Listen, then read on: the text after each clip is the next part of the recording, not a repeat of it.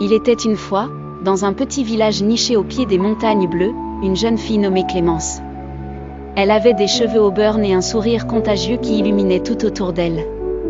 Mais derrière ce sourire se cachait une histoire de résilience remarquable. Clémence avait grandi dans une famille modeste où chaque journée était une lutte contre les défis de la vie quotidienne. Son père, un homme aimant, travaillait dur comme menuisier, tandis que sa mère passait ses journées à coudre pour les habitants du village. Bien que l'argent soit rare, la maison de Clémence était toujours remplie de chaleur et de rire. Un hiver particulièrement rigoureux, une tempête de neige bloqua les routes, coupant le village du reste du monde pendant plusieurs semaines.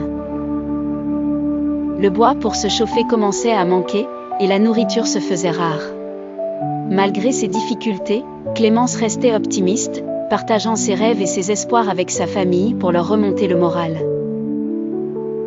Elle passait ses soirées à raconter des histoires sur des contrées lointaines et des aventures magiques à son petit frère, Lucas, pour l'aider à oublier le froid mordant. Un jour, alors qu'elle ramassait des morceaux de bois pour le foyer, Clémence découvrit un petit oiseau blessé sous un arbre enneigé. L'animal souffrait du froid et ne pouvait plus voler. Sans hésiter, Clémence l'emmena chez elle, le soigna avec affection et lui construisit un abri douillet près du poêle à bois. Les jours passèrent, et peu à peu, l'oiseau reprit des forces.